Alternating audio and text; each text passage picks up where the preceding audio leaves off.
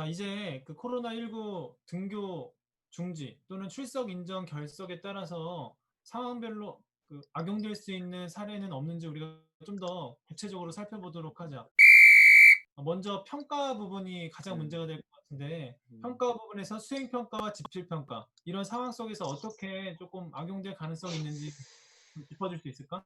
어, 일단 보면은 지금 현재의 학업 성적 관리 지침에서 보면 지필 평가하고 수행 평가로 크게 평가가 나눠져 있잖아. 근데 현실적으로 여러 가지 이제 여건에서는 수행 평가를 강조해 왔던 교육 환경에서 수행 평가를 이제 좀 확대하고 여러 가지 그런 모습들 속에서 지금 이 코로나19가 된 이후로는 어떻게 보면 지필 평가가 강조될 수밖에 없는 그 한 번의 지필 평가로 모든 어, 연간 학기에 대한 평가를 다 받을 수 있다. 이게 이제 규정상의 맹점이긴 해서 오히려 이거를 악용할 수 있는 여지가 있지 않을까. 예를 들면 1차 지필평가 때 좋은 성적을 받은 친구들 같은 경우는 인정 점수로 받을 수 있는 거를 2차 지필평가에서도 100% 환산될 수 있는 여지가 있기 때문에 의도적으로 출결 인정을 통해서 100%를 받을 수 있다라는 참 진짜 악용이지 악용.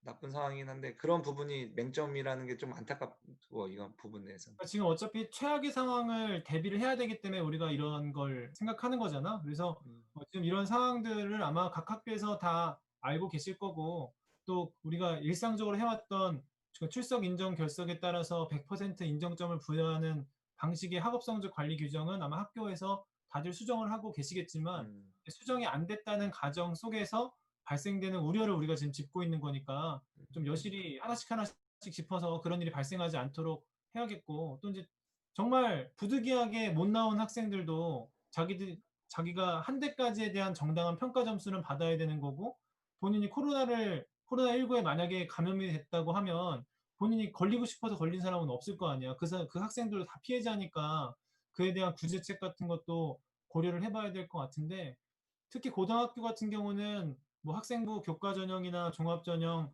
준비하는 친구들 같은 경우는 한 학기 내신 너무나 중요하기 때문에 이게 정말 고민이 많이 될 것 같아. 그래서 학교를 그런 정말 등교 중지 상황에 발생이 돼서 학교를 못 나왔는데 지금까지 수행평가 점수를 또 100% 인정해 주기도 그렇고, 또 그렇다고 지필평가를 다시 볼 수도 없을 것 같고, 수행평가가 사실 뭐 학교에 따라서 그것도 뭐 내 인식 속에는 수행평가가 지필평가보다는 변별력이나 이게 뭐 변별력이 좀 떨어지니까 점수가 조금 더 높게 나오는 경험이 있는데, 수행평가 보고서 지필평가 못 보면 또 100% 인정해버리면 100점이 돼버리고 이걸 어떻게 해야 될까 상당히 고민되는 지점이야. 그런 고민도 있고요. 저는 이런 고민도 있어요. 사실 평가라는 게 신뢰성이 굉장히 또 중요하잖아요. 그런데 우리도 최악의 상황까지도 생각을 해봐야 되니까 학생들이 개개별로 본인의 몸이 안 좋아가지고 또는 이제 의사 학생이나 조사 대상 유증상 학생이거나 자가격리 학생이거나 뭐 이런 경우로 인해서 출석 인정 결석을 받아서 수행평가 인정단을 받는 경우도 물론 문제가 될 수도 있겠지만은 어, 확진자가 만약에 나왔을 때 음. 그렇게 되었을 아예 때 아예.